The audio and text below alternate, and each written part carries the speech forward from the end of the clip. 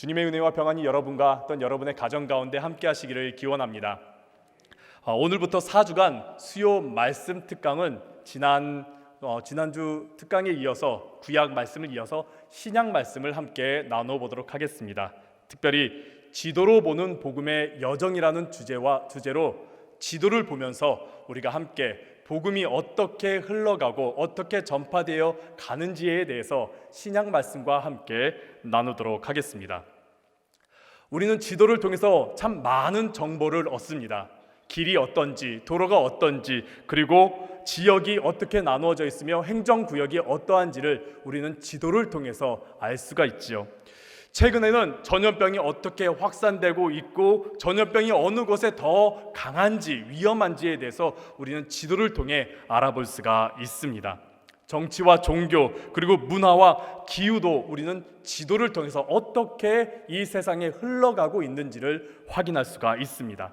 그래서 이뿐만이 아니라 경제가 어떻게 흘러가고 있는지, 이 세상이 어떻게 하나가 되어서 움직이고 있는지에 대해서도 우리는 지도를 통해서 확인할 수가 있습니다. 마찬가지입니다.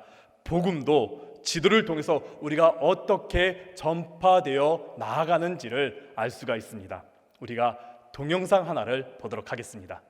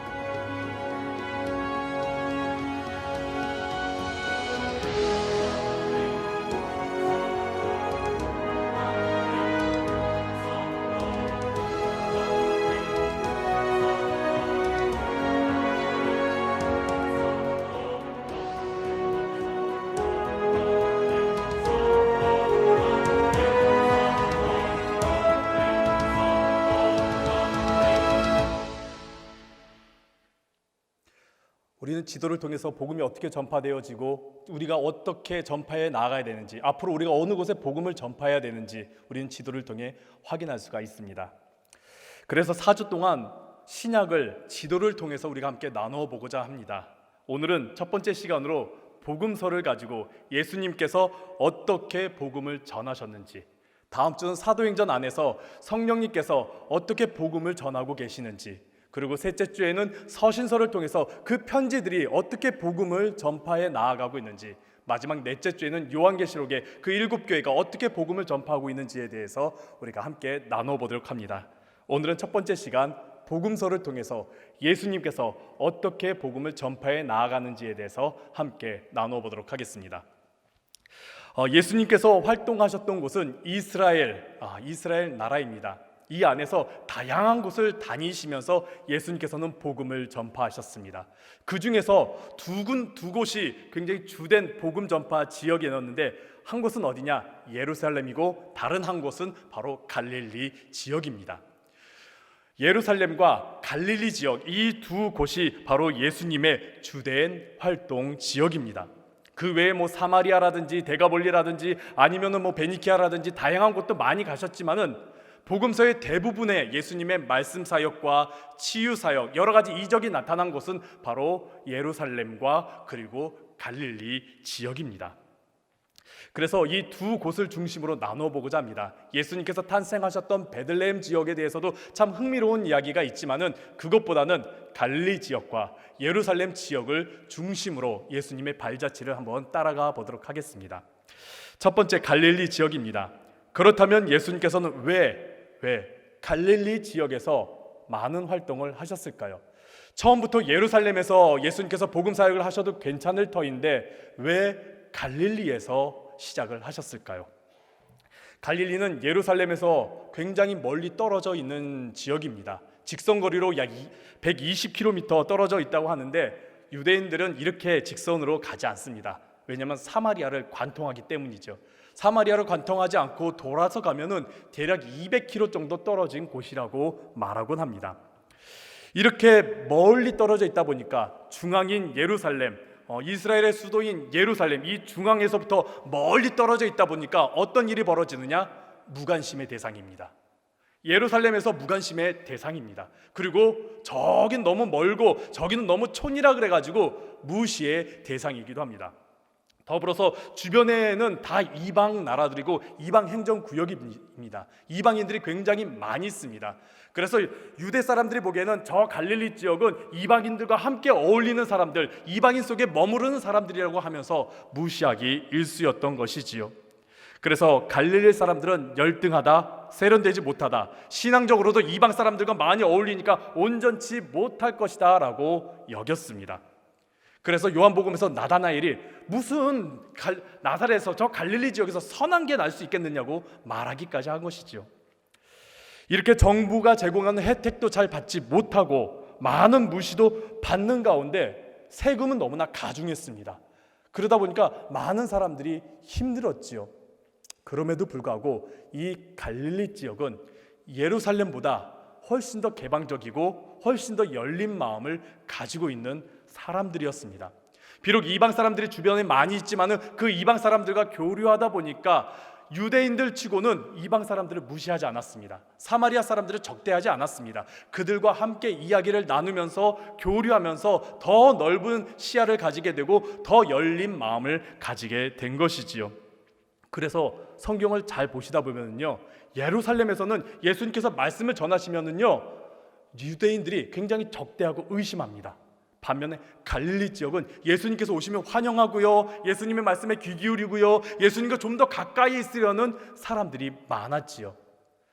예루살렘에 비해서 갈릴리 지역이 예수님께서 말씀을 전하시고 복음 사역하시기에 훨씬 더 좋은 곳입니다. 그래서 예루살렘이 시작점이기보다는 갈릴리가 먼저 복음의 전파의 시작이 된 것이지요. 더불어 이곳은 약속의 말씀이 성취되는 곳이고 약속의 말씀이 주어진 곳입니다. 이 갈릴리 지역은 납달리 지파와 스불론 지파의 땅이었습니다. 이들에게 주어진 약속의 말씀이 무엇이냐? 이사야 9장 1절부터 2절까지에 있는 말씀입니다. 이사야 9장 1절부터 2절입니다. 전에 고통받던 자들에게 흑암이 없으리로다. 옛적에는 여호와께서 스불론 땅과 납달리 땅이 멸시를 당하게 하셨더니 후에는 해변길과 요단 저쪽 이방의 갈릴리를 영화롭게 하셨느니라. 흑암에 행하던 백성이 큰 빛을 보고 사망의 그늘진 땅에 거주하는 자에게 빛이 비치도다. 아멘. 나사렛은 스불론 지파 땅이었습니다. 그리고 갈릴리 호수에 있는 지역은 납달리 지파의 땅이었습니다. 이스라엘 사람들에게 있어서 스불론 지파 땅, 납달리 지파 땅은 중앙에서부터 멀리 떨어져 있기 때문에 무시받기 대상이었고 동시에 외부로부터 많은 침략을 받았기 때문에 금방 황폐해지는 땅이었습니다. 황폐해지는 땅, 버림받은 땅, 흑암 가운데 어둠 가운데 있는 땅. 근데 하나님께서 그들에게 주신 약속의 말씀은 거기에 빛이 비칠 것이다 라고 말씀하셨습니다. 그곳에 빛이 비춰진다라고 말씀하셨습니다. 우리 함께 9장 2절에 있는 말씀 한 번 더 읽도록 하겠습니다. 함께 읽겠습니다. 흑암에 행하던 백성이 큰 빛을 보고 사망의 그늘진 땅에 거주하던 자에게 빛이 비치도다. 아멘. 흑암에 거주하던 그 갈릴리 지역, 황폐하고 버려졌던 그 갈릴리 지역에 큰 빛이 나타납니다. 큰 빛이 무엇입니까? 바로 예수 그리스도이지요. 그래서 예수님께서 갈릴리 지역에서 활동하신 이유는 약속의 말씀을 성취하기 위함도 있지만은 동시에 낮은 자들, 버림받은 자들, 또 멀리 떨어져서 관심을 받지 못한 자들에게 다가가고 말씀을 전하고 함께 하시고 그들을 구원하시기 위함입니다. 오늘날 우리도 그 모습을 본받아야 되지 않겠습니까? 우리가 전도할 그 대상자들이 나하고 친한 사람들, 보기에 좋은 사람들, 그리고 내가 그들에게 복음을 전하면 내게 좀 이득이 될 만한 사람들, 그렇게 구별해서 복음을 전하는 것이 아니라 낮은 자들, 멀리 떨어져서 복음과 정부 혜택을 받지 못한 자들, 힘들어하는 자들, 그들에게 우리도 다가가서 복음을 전해야 될 것입니다. 예수님께서는 갈릴리 지역에서 주된 활동을 하셨는데, 그 갈릴리 지역 중에서도 바로 갈릴리 호수에서 많은 활동을 하셨습니다. 갈릴리 호수 크기는 동과 서가 최대 13km라고 그러고 북과 남의 최대 21km라고 합니다. 굉장히 큰 호수라고 불리웁니다. 그래서 종종 바다라고도 말하곤 하지요. 이 중에서 북쪽에 있는 가버나움에서 예수님께서 거주지를 삼고 그곳에서 주로 활동을 많이 하셨습니다. 갈릴리 지역에서 하신 말씀들의 대부분은 가버나움에서 하셨습니다. 예수님께서는 그곳에 거주지를 삼고 활동하셨기 때문이죠. 가버나움은 어떤 성읍이냐? 가버나움은 위로의 마을이라는 뜻을 가진 비교적 큰 성읍입니다. 근데 이곳에는 세관이 있었습니다. 세리들이 많았습니다. 그렇다면 떠오르는 사람이 있지요. 바로 세리 마태가 이곳에서 예수님을 만나게 됩니다. 이곳에 세관이 있다는 것은 많은 교역이 일어났다는 것입니다. 주변에 많은 사람들이 이곳에 와갖고 무역을 하고 함께 나누고, 또 이곳에 많은 사람들이, 상인들이 많았다는 뜻을 의미하고 있습니다. 동시에 여행객들도 이곳에 많이 왔다라는 것이죠. 그래서 가버나움은 굉장히 많은 사람들, 다양한 민족들, 다양한 문화가 함께 어우러진 곳입니다. 그러면서 동시에 퍼져나가는 곳입니다. 예수님께서 말씀을 전하시는데, 갈릴리 호숫가 주변에서 말씀을 전하시는데 다니는 곳마다 예수님은 알게 되죠. 예수님이 오셨다, 예수님이 오셨다. 심지어 저 멀리 두로와 시돈 지역에 가셔도 예수님을 알아보는 것은 이곳에 사람들이 모였다가 퍼져나가면서 예수님의 소문을 알렸기 때문이죠. 예수님이라는 분이 계시는데 그분이 말씀을 이렇게 전하더라, 예수님이라는 분이 어떻게 치유 사유를 하더라, 어떤 놀라운 이적을 행하더라라고 퍼져나갔던 것이지요.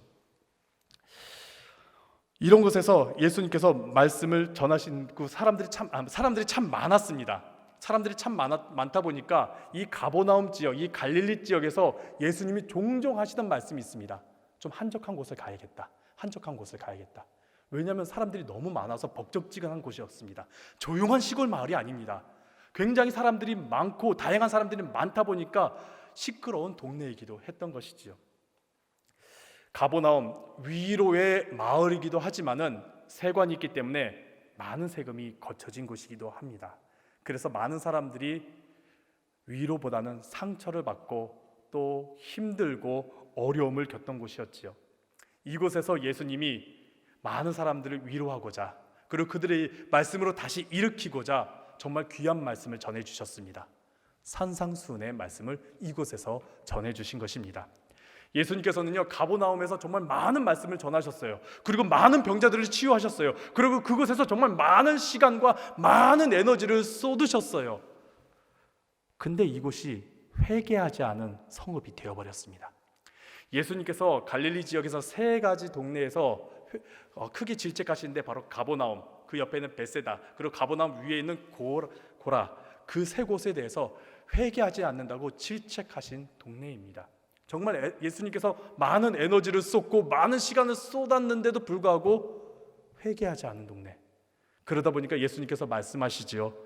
마태복음 11장 20절에 이 회개하지 않는 이 동네, 고라신, 벳세다, 가버나움, 너희들에게 행했던 거, 너희들에게 전한 말씀, 저 이방 땅의 두로, 저 이방 땅의 시돈, 아니면 멸망당한 소돔, 거기에서 내가 이만큼 했으면은 그들 회개했겠다. 너희들은 뭐냐라고 질책하시지요. 그렇다면 벳세다에선 예수님께서 어떤 이적을 행하셨을까요? 그곳에서는 예수님이 바로 오병이어의 놀라운 이적을 행하셨습니다. 벳세다에서 오병이어라는 놀라운 이적을 예수님께서 행하시자 사람들은 어떻게 했습니까? 와 하면서 예수님을 왕으로 삼으려고 했지요. 그 당시에 배고픔의 문제가 너무나 컸습니다. 경제적인 문제가 너무나 컸습니다. 많은 사람들이 빼앗김을 당하고 핍박을 당했기 때문에 이 경제적인 문제, 이 배고픔의 문제를 해결하기 어려웠는데 예수님께서 5,000명을 먹이시고 12광주리를 남기시니까 사람들이 깜짝 놀랐지요. 예수님을 왕으로 삼고자 했지요. 그리고 그곳에도 또 역시 예수님께서 많은 시간을 투자하시면서 병자들을 치유하셨음에도 불구하고 회개하지 않은 동네가 되어 버렸습니다. 지도를 보시다 보면은요, 색이 좀 다르게 칠해져 있죠. 이 색이 다른 것은요, 행정구역이 다른 것을 의미합니다. 갈릴리 지역의 행정구역과 저 헤롯 빌립의 통치 지역과 그리고 밑에 데가볼리 지역은 다 행정구역이 다릅니다. 그러다 보니까 예수님께서 이것을 어떻게 이용하셨냐? 갑자기 예수님께서 몸을 피해야 될 때가 있습니다. 아까 베세다처럼 예수님이 오병이어의 이적을 행하셨는데 사람들이 막 몰려들 때 예수님이 피하고 싶었는데 그냥 옆 동네 가면 사람들이 몰려들지요. 바로 다른 행정구역으로 이동하시는 겁니다. 베세다에서 아니면 저기 게네사렛으로 아니면 거라사인 지방으로 예수님께서 행정구역을 넘어가시면은 사람들이 그렇게 많이 쫓아올 수가 없었습니다.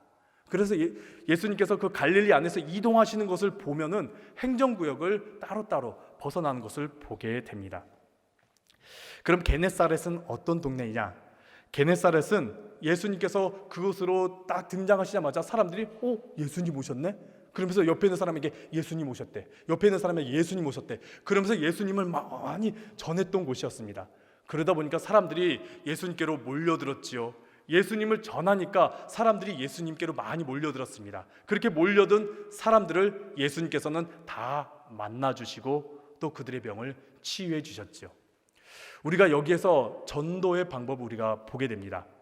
사람들은 그저 예수님을 전했을 뿐입니다. 예수님이 왔대, 예수님께서 이곳에 왔대, 예수님께서 저곳에 계신데, 그러자 사람들이 몰려들기 시작했죠. 그 몰려든 사람들을 예수님께서 버리신 게 아닙니다. 다 만나주시고 그들의 아픔, 그들의 병을 치유해 주셨지요. 전도도 마찬가지가 아닐까요? 우리가 예수님께서 우리 춘천중앙교회에 가면 만날 수 있어. 예수님을 우리 춘천중앙교회가 만날 수 있어. 우리 춘천중앙교회 오면은 예수님께서 거하셔. 예수님의 임재를 느낄 수 있어. 우리는 그것만 전하면 됩니다. 그러면 사람들은 오겠지요. 그러면은 이곳에서의 있는 모든 것들은 주님께서 하실 일이죠. 주님께서 역사하시죠. 주님께서 그들을 만나주시고 그들의 아픔과 그들의 염려들을 다 들어주시며 치유하신 것, 예수님께서 역사하시게 되는 것이죠. 그렇기 때문에 우리가 예수님을 전해야 하는 것입니다. 우리 사랑하는 성도 여러분, 지금 새생명 축제 기간인데 예수님을 전하시기를 간절히 바랍니다. 우리 이른 양들에게 예수님을 전해주세요. 춘천중앙교회 와봐. 우리 교회 다시 와봐. 주님을 만날 수 있어. 우리 교회 다시 와봐 하면서 우리 주님을 전하시기를 간절히 바랍니다. 거라사인 지방, 데가볼리에 있는 거라사인 지방, 데가볼리는 헬라 문화가 만연된 곳입니다. 갈릴리 지역 근처라고 해서 이곳에도 유대 문화가 있을 것 같지만 전혀 그렇지 않습니다. 이곳은 유대의 식습관이라든지 유대의 종교생활이라든지 유대의 문화가 전혀 없는 헬라 문화권이 지배하는 곳입니다. 헬라의 사람들의 식습관 그리고 그들의 삶의 방식들이 있는 곳이지요. 그러니까 이곳에 돼지가 많은 겁니다. 그들은 돼지를 먹을 수 있고 돼지를 기르는 것이죠. 이곳에서 귀신 들린 광인을 치유하는 사건이 나타나지요. 예수님께서 그 귀신을 쫓아내자 그 귀신이 어디로 들어갑니까? 수천 마리의 돼지떼로 들어가지요. 그 돼지떼들이 어디로 갑니까? 다 물에 빠져 죽게 되죠. 그런 일이 있었던 것은 바로 데가볼리, 이방 문화권에 있었기 때문입니다. 갈릴리 지역에서는 이런 일이 있을 수가 없어요. 이방 문화권에 있기 때문에, 데가볼리이기 때문에, 이방 사람들이 주로 거주했기 때문에 그런 일들이 일어날 수 있었던 겁니다. 그리고 이곳에서, 데가볼리 이 지역에서 예수님께서는 4,000명을 먹이십니다. 그리고 7광주리가 남습니다. 유대인들이 주로 모였던 그 벳세다에서 오병이어의 이적을 행하셨을 때는 12광주리가 남았습니다. 12광주리, 유대인들의 상징적인 숫자이죠. 그렇다면 7광주리는 어떤 상징적인 숫자이겠습니까? 이방, 세상 모든 민족들의 상징적인 숫자이지요. 예수님께서는 이방인들을 버려두신 것이 아니라 이방인들도 먹이시고 돌보신다라는 것을 그 데가볼리 지역에서 나타내 주신 것입니다. 예수님께서는 주로 갈릴리 지역을 중심으로 말씀을 전하셨습니다. 그리고 되도록이면은 마태복음 15장 24절에 있는 말씀처럼 이스라엘 집에 잃어버린 양에게만 말씀을 전하려고 했던 것 같아 보이는데 그렇지 않더라고요. 성경을 자세히 보면은 예수님께서는요, 갈릴리 지역에서 주로 활동을 하시다가 갑자기 멀리 떠나십니다. 어디로? 저기 두로와 시돈으로 떠나십니다. 근데 하필 두로와 시돈이에요. 이곳은 베니키아인들이 있는 곳인데 유대인들이, 이스라엘 사람들이 사마리아 사람보다 더 격렬한 사람들이 있는 곳입니다. 왜냐하면 이곳은 어떤 곳이냐? 바로 아방의 아내이자 바알 신앙의 원흉, 그러니까 즉 북이스라엘을 멸망시킨 그 원흉인 이세벨의 고향입니다. 그리고 베니키아인들이 어떤 일을 저질렀냐면은, 베니키아인들이 도중에 이제 노예 무역을 했었는데 유대인들을 노예로 삼아서 무역을 했던 것입니다. 유대인들에게서는 굉장히 치욕적이고 화가 날 일인 것이죠. 그래서 베니키아, 저 두로와 시도는 제자들도 그렇게 가고 싶어하는 지역이 아닙니다. 그 사람들과 상정하고 싶지도 않습니다. 그 사람들을 개처럼 여겼던 것이죠. 그래서 수로보니게 여인을 개 취급할 수 있었던 것은 그 문화와 똑같은 것입니다. 그 문화를 보면 이해할 수가 있는 것입니다. 근데 예수님께서는 저 두로와 시돈, 어쩌면 제자들 가지 말자고 했을지도 몰라요. 근데 그 두로와 시돈을 직접 가신 것입니다. 다른 사람들은 말리고 다른 사람은 거기 아니라고 그랬을지라도 예수님께서는 그곳을 가신 것이지요. 그리고 그곳에서 가나안 여인 수로보니게 여인의 믿음을 보시고 내 믿음이 크도다 하면서 그 여인의 딸을 고쳐주시지요. 예수님께서 중요하게 보시는 것은 지역이 아닙니다. 그리고 인종도 아닙니다. 그 사람의 모습이나 됨됨이도 아닙니다. 예수님께서 중요하게 보시는 것은 바로 믿음인 것이지요.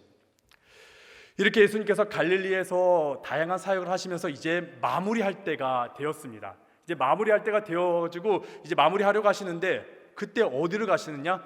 북쪽 지역에 있는 가이사랴 빌립보로 가십니다. 가버나움에서 마무리하셔도 되는데, 마지막 사역을 일정을 마치셔도 되는데 갑자기 가지도 않아도 될 저 가이사랴 빌립보 지역으로 가게 되죠. 가이사랴 빌립보, 헤롯의 아들 빌립이 그 당시 황제 가이사랴에게 헌정한 도시입니다. 그래서 가이사랴 빌립보인 것이죠. 황제를 위해서 만든 도시, 그러니까 어떤 도시겠습니까? 황제 숭배가 만연되어 있는 곳이지요. 황제를 높이고 황제를 섬기는 그곳이 바로 가이사랴 빌립보입니다. 더불어 그곳은 오래전부터 우상 숭배가 만연된 곳이었습니다. 황제 숭배와 우상 숭배가 만연된 곳을 예수님께서 제자들을 이끌고 그곳에 가신 것이지요. 그러면서 제자들에게 묻습니다. 너희는 나를 누구라 하느냐?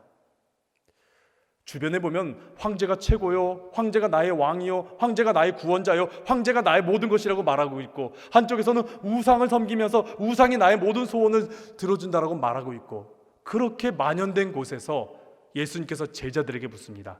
너희는 나를 누구라 하느냐? 그랬을 때 베드로가 어떻게 고백하지요? 중요한 고백이니까 우리 함께 읽어볼까요? 마태복음 16장 16절에 있는 말씀입니다. 우리 함께 읽도록 하겠습니다. 시몬 베드로가 대답하여 이르되 주는 그리스도시요 살아계신 하나님의 아들이시니라. 아멘. 황제 숭배가 만연된 것, 황제만이 우리의 주인이시다, 황제가 최고다, 황제만이 우리의 구원자다, 그렇게 말하는 그곳에 주는 그리스도이십니다. 주님만이 나의 주인이십니다. 주님만이 나의 왕이십니다. 주님만이 나의 구원자이십니다. 저 황제 아니요, 주님이, 예수 그리스도, 예수님만이 나의 주인이시고 나의 왕이시고 나의 구원자이십니다. 이방 신전이 만연된 곳에서 살아계신 하나님의 아들입니다. 저 이방신 다 죽었습니다. 다 가짜입니다. 하나님만이 살아계신 분이십니다. 저 이방신, 내가 나에게 해줄 수 있는 거, 내 안에서 일하는 거 하나도 없습니다. 살아계신 하나님만이 내 안에서 역사하십니다. 바로 주님이 그 하나님의 아들이십니다. 그 고백을 하게 되는 것이죠. 이 고백이 다른 곳에서 했어도 되게 굉장히 위대한 고백입니다. 근데 가이사랴 빌립보에서 했기 때문에 베드로는 세상의 시선, 세상의 소리, 세상의 이해, 그것들 다 무시하고 오직 주님만이, 예수님만이 나의 주인이십니다. 나의 왕이십니다. 나의 구원자이십니다라고 고백하게 된 것이지요. 세상에 아무리 강력한 것들이 있을지라도, 세상에 아무리 큰 유혹이 있을지라도, 세상은 이것이 다 당연하다고 말할지라도 주님만을 바라보고 주님만을 쫓는 고백인 것입니다. 여러분이 그 고백을 하시기를 간절히 바랍니다. 이렇게 예수님께서 이 가이사랴 빌립보에서 이 고백이 있은 뒤에 곧바로 변화산으로 올라가십니다. 변화산, 과거에는 다볼산, 그 나사렛 근처에 있는 다볼산이 변화산이었을 것이다 라고 말하는데, 복음서, 공간복음, 마태복음, 마가복음, 누가복음을 보면은 이 장면이 어떻게 나오느냐, 가이사랴 빌립보에서 베드로의 고백 이후에 곧바로 높은 산에 올라가자라고 말합니다. 그렇다면은 가이사랴 빌립보에서 가장 가까운 산은 헬몬산입니다.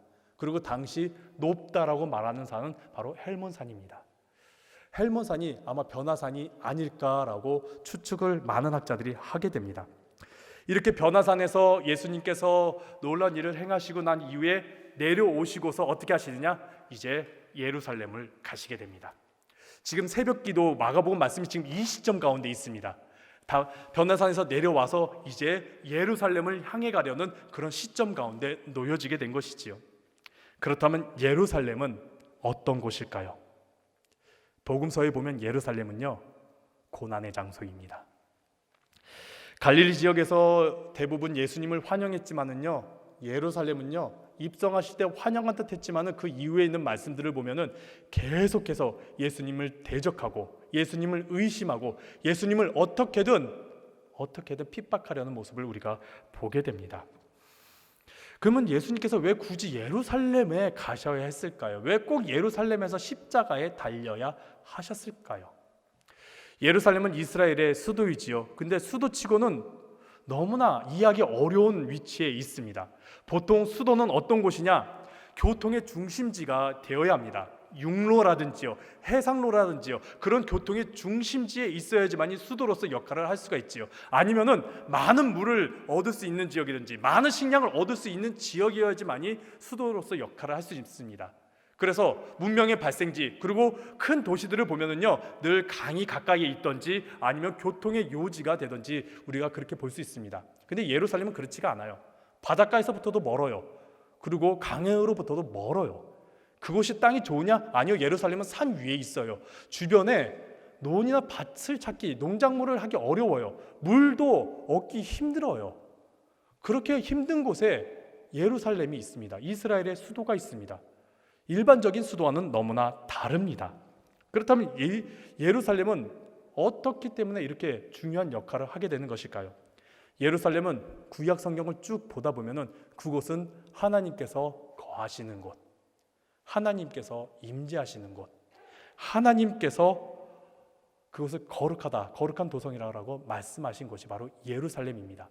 다른 도시들을 우리가 한번 생각해 볼까요? 나사렛, 아니면 사마리아, 많은 다른 도시들을 생각했을 때 그것이 하나님의 임재를 상징하는 것을 나타나던가요? 그런 것은 없습니다. 다 그냥 도시일 뿐입니다. 예루살렘만이 하나님의 임재가 나타난 곳으로 우리는 보게 됩니다. 그리고 그곳에서 희생제사를 드릴 수가 있습니다. 희생제사는 어떤 거냐? 용서함을 받는, 죄사함을 받는 제사이지요. 그렇기 때문에 예루살렘은 하나님의 임재를 나타내는 곳이며 동시에 죄사함, 용서받는 곳입니다.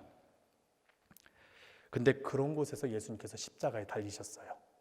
하나님께서 임재하신다라는 곳에서, 죄사함을 받는다라는 곳에서, 평화의 도시라는 곳에서 예수님께서는 핍박을 당하시고 그리고 십자가에 달리셨습니다. 그렇기 때문에 예수님께서 십자가에 달리신 것이 예루살렘이기 때문에 이것이 더 극적으로 우리에게 다가오는 것입니다. 만약에 로마에서 십자가에 달리셨다? 그렇게 극적으로 다가오지 않습니다. 예수님께서 다른 지역에서 십자가에 달리셨다? 그렇게 극적으로 다가오지 않습니다. 하나님의 집, 예수님의 집이라고 거하는 그 성전이 있는 곳, 하나님께서 임재하시는 곳, 그리고 희생제사를 드리고 용서함을 받는다라는 곳, 그곳에서 예수님께서 십자가에 달리셨기 때문에 우리에게 굉장히 강렬하게 그것이 다가오게 되는 것이죠. 이렇게 예수님께서 예루살렘에 오셨을 때 예루살렘 성 안에 거주하지 않으셨습니다. 조금 떨어진 베다니에서 예수님께서 거주하셨습니다. 그러면서 예루살렘에 들어오시면서 예루살렘 성을 들어왔다 나갔다 하셨던 것이죠.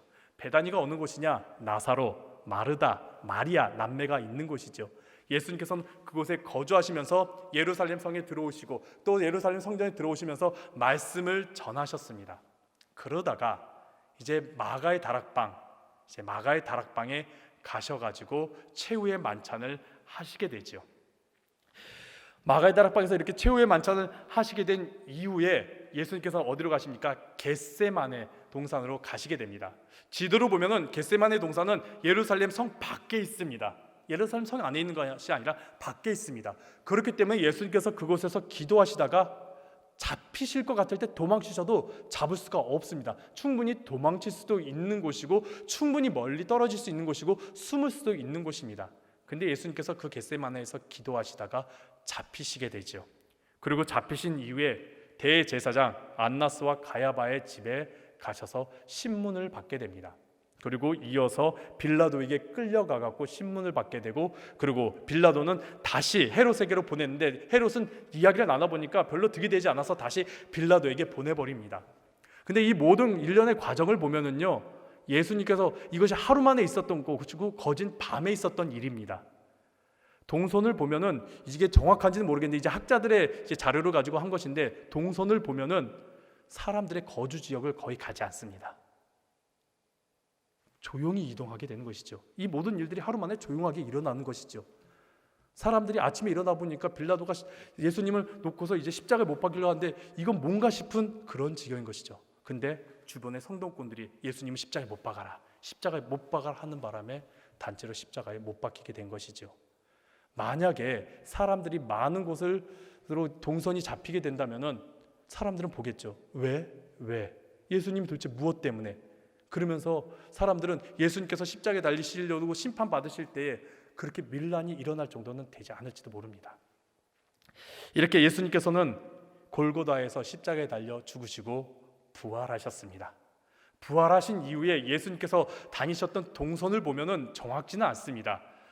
누가복음 보면은 저 엠마오로 가셨다라는 말도 있고, 또 요한복음 보면은 저기 갈릴리로 가셨다라는 말씀도 있습니다. 어떻게 이동하셨는지는 모르겠습니다. 그런데 예수님께서는 과거처럼 유대인들만이 걷는 그 거리를 따라 가시진 않았을 것 같습니다. 예수님께서 저 갈릴리로 가실 때 저 사마리아도 자유롭게 통과하셨을 것 같습니다. 데가볼리 지역도 자유롭게 통과하셨을 것 같습니다. 하다못해 저 베니키아도 들리셨을지도 모릅니다. 그렇기 때문에 예수님께서 마지막으로 말씀하신 내용이 이것이죠. 모든 민족에게 제자를 삼으라. 모든 민족에게 제자를 삼으라. 그리고 승천하시기 전에 예루살렘과 사마리아와 땅끝까지 말씀 증인이 되어라. 예수님께서는 모든 사람들을 만나고 다니시면서 아마 승천하셨을 것 같습니다. 지도를 보면서 예수님의 그 여정을 따라가다 보면은 참 예수님은 많은 사람들을 만나신 것을 보게 됩니다. 그리고 예수님께서는 굳이 예루살렘 그리고 유대인들이 머무는 곳에만 있었던 것이 아닙니다. 참 많은 사람들을 만나셨습니다. 연약한 자들도 만나고요, 병자들도 만나고요, 이방인들도 만나고요, 당시 사람들이 꺼려하고 멀리하고 싶은 사람들에게도 직접 찾아가서 만나셨습니다. 예수님의 동선이 그러하더라고요. 그렇다면 우리도 그 모습을 좀 본받았으면 좋겠습니다. 지금 새생명 축제 기간입니다. 우리 잃은 양을 찾을 때에 우리 직접 여러분들이 찾아 나서기를 바랍니다. 그분들이 나에게 연락해 주기를, 그분들이 나에게 다가오기를 그렇지 마시고요, 여러분들이 예수님의 마음 또 예수님의 행적을 본받아서 직접 잃은 양을 찾아 나가시고 그들에게 복음을 전하시기를 간절히 바랍니다. 그들이 누구이든지 간에, 그들이 어떤 모습을 가졌든지 간에, 그들이 사람들이 꺼려하는 사람이든지 말든지 간에 모두에게 찾아가시면서 복음을 전하시는 여러분들 되시기를 간절히 바랍니다.